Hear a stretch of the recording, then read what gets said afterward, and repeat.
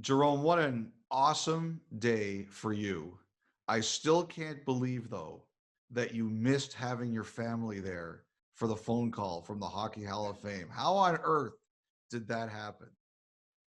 Well, I know so I talked to Peter Hanlon. I hate to pass off the buck here. He's definitely sharing in some of the blame because we tried to put the plan together tomorrow. What if everything goes really well today?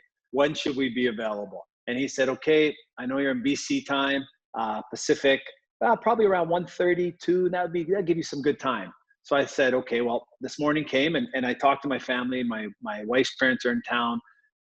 They're out here at their own spot. They're close. My dad is in town. My brother, my sister's family. Let's get together and hope for the best and just be available, so at about 11:30, I was out. I was out renting a rental car, and we do it. It was a rental truck. We do it for mountain biking. Trying to go on a mountain biking in the next week or whatever. And got a first call from a Toronto number. I'm like, I don't know. I don't, but a few calls, wishing me well and stuff. People I haven't talked to in a while. So I thought, well, maybe that's one of those. So the number goes off again. I'm like, now I'm looking at all the dings around the car and with the guy. And I'm like, oh, geez, that's, it's, and then it goes off again. Now I'm worried. Now I'm like, okay, well, this isn't good. So then I check it. It is, it's, Lanny texts me. It's Lanny, give me a call. I call him back. I'm like so excited, so thrilled, but I'm in the car by myself. It's not what I had envisioned. It's 2 hours earlier than the time Peter had told me, or we had agreed upon.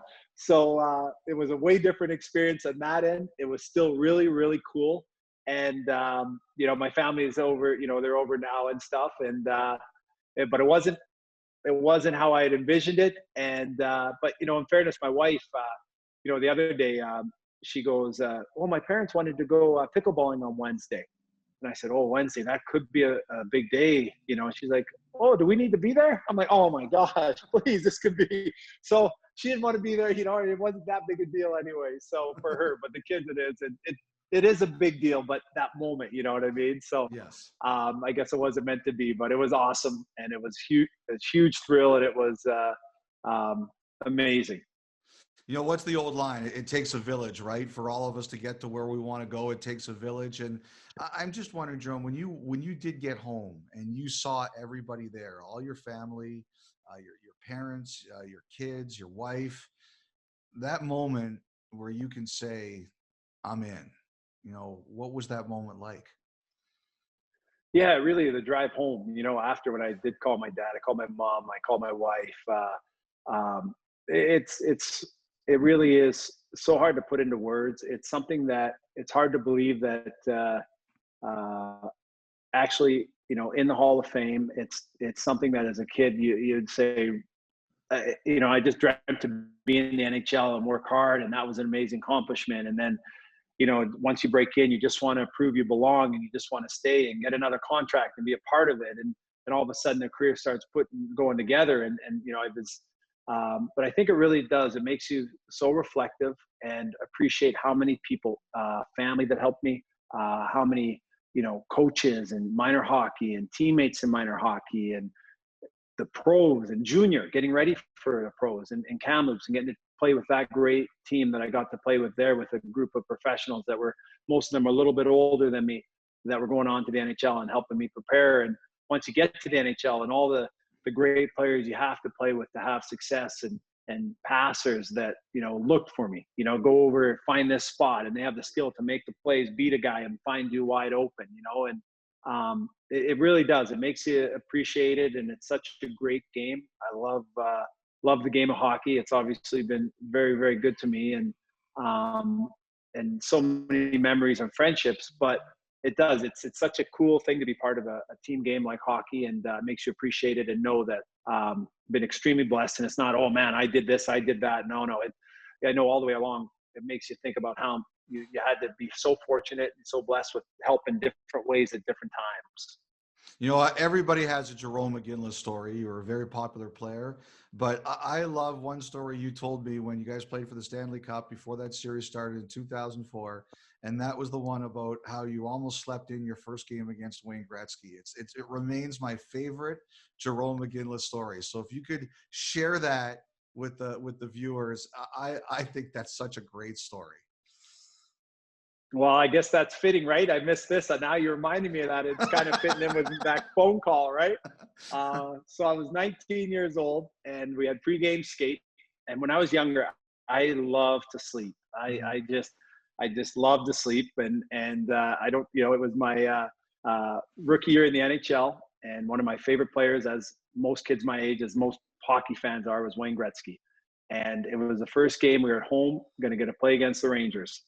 And I had two roommates, Joel Bouchard and Dwayne Rollison. They were a little bit older than me. They helped look after me. You know, I was 19 and they were like 24 and I think 26, 23 and 20, close to that. Mhm. And so we all had our own cars to get to the games. I lived about 25 minutes away in Calgary. Went to pregame skate. Went to take a nap. It was like 12 something, 12:45. The game's at 7:30. I don't honestly know how I did it. I wasn't out the night before. This truly wasn't. I woke up on the clock. I had a room up in the corner of the house. There's no cell phones. I woke up at 6:08. 6:08 on the clock. So I slept from might have been 1 to 6:08, 5 hour pregame nap. I woke up. I couldn't believe it. They couldn't call me because they were at the game and the phone didn't go up there. 7:30 game. We're supposed to be at the game at 5:30. I woke up. It was 6:08. I was crying. This is the first game I'm going to get to play against Wayne Gretzky. They had tried to call me and get a hold of me. I didn't wake me up. I rushed as quick as I could. I got there really, really fast. I was probably there about 6:40 or something. Mhm. And I went in and I begged the coach. I cried. I was like, he must have seen that I had already been. I was like, I'm so sorry. It was Pierre Page. I'm so sorry. I just slept in. And they knew at this point I like to sleep a lot. I don't know why.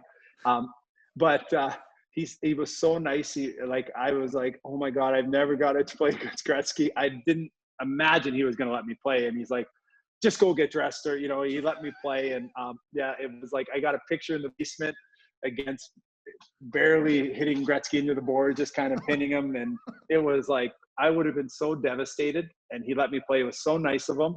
And I don't know I honestly, how you could sleep 5 hours in the afternoon, but it was one of the scariest moments, and then one of the best moments when I actually got to be out there with him. No, it's such a great story, and it's a good story for the times. Like kindness begets kindness, right? Like Pierre Paget was good to you, and you always treat people great. And you know, Jerome, you think about a Jarome Iginla moment, and my favorite Jarome Iginla moment was your second goal in the 2002 Olympic gold medal game, the one that made it 4-2 for Canada. I'll never forget that goal. A lot of people will remember your assist with Sid in 2010.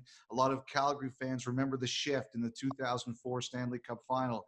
I'm wondering if there's a moment that you look at and say, that's my favorite. When I think about my hockey career, that is the moment I like to think about with myself. I don't have a specific one. I think some of the ones you mentioned are right up there for me too. I think one of the the coolest moments that I had was getting to play my first NHL game. As a kid, it you grow up, you dream about it, then you work towards trying to get to a WHL team where I'm from, and you know, it was WHL, and then you want to get drafted. That's just, you know, you got to keep working. You got your first camp, and you're saying trying to make it. And you know the odds are like you got to keep pushing because everyone else is working and trying their butt and stuff. So my first game went was like, until I made it to the NHL, I was like watching highlights. So we lost out in Kamloops Blazers the night before, and I got a call up. I had agreed to my contract, and that one day was probably one of the best days I had in hockey.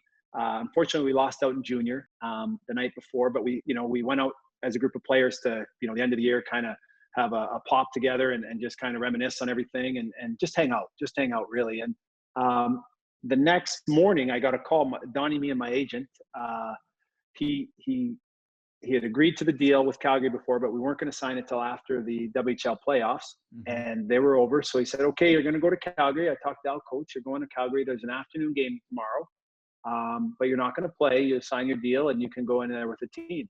So I thought, great, that's exciting. I'll go up and watch it. I'm a fan. I'll get to see, meet the Fleury and see the Blackhawks and see a playoff game. And so I didn't get to bed that early that night because I didn't expect to play.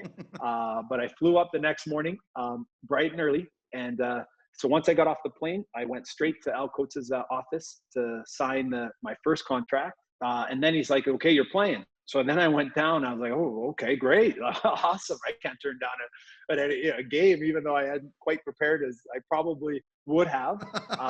I signed the deal, went into the locker room. People were partly dressed. I remember like Ron Stern and Theo Fleury, and one of them told me, they are literally dressed. I was trying to go around the room and shake their hands, and they're like, "Just get ready. We're going out right away." You know what I mean? So I got ready, went out on the ice, and then it still gets better is Pierre Page, they told me I was going to center Theo Fleury and German Titov in my first ever game, and that's head-to-head with like Roenick and going to the corners with Chelios. So that whole 24-hour period is probably the favorite of mine, and just that I went from like a true fan of the game and dreaming of being in the NHL to all of a sudden I was in the NHL, centering Theo Fleury. In a playoff game, the atmosphere was unbelievable. It was so cool, and it was a good thing I didn't know Al Coates and Donnie Meehan working together. It's good they didn't tell me I was playing. I wouldn't have slept. I would have been stressed out. I probably would have showed up, couldn't even hold my stick this way. It was just like I didn't even have a chance to be nervous. It was the neatest thing, and a game I'll never ever forget in a moment. And just making, like my family and my mom and my grandparent buddy, that I just made the NHL. So no matter what happened, I played an NHL game, and it just happened so quick. It was a memory I'll never forget, and that I shared with them, and it was pretty awesome.